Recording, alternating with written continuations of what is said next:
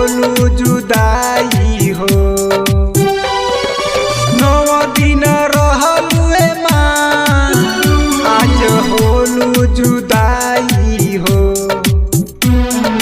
रोई रोई कहे बालका कैसे करी विदाई हो।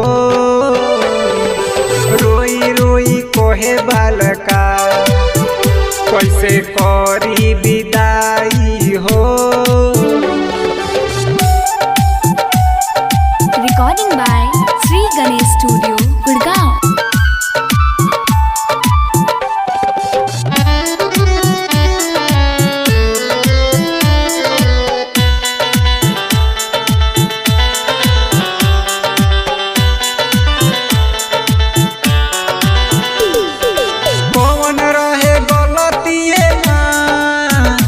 कौन रहे कसुरावा हो।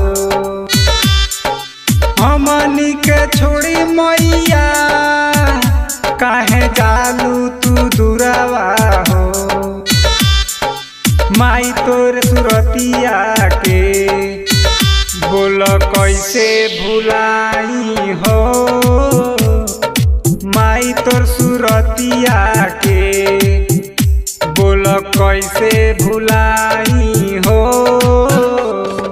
9 दिन रहलू माँ आज होलू जुदाई हो।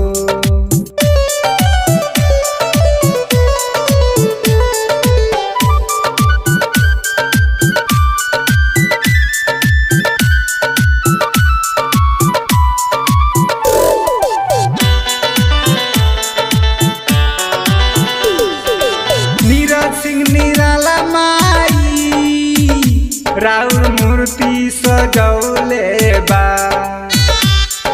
निराला माई राउर मूर्ति सजौले बा।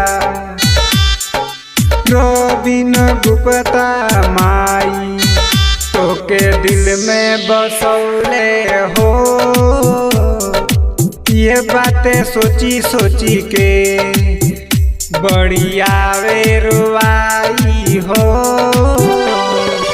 9 दिन रहलू माँ आज होलू जुदाई हो।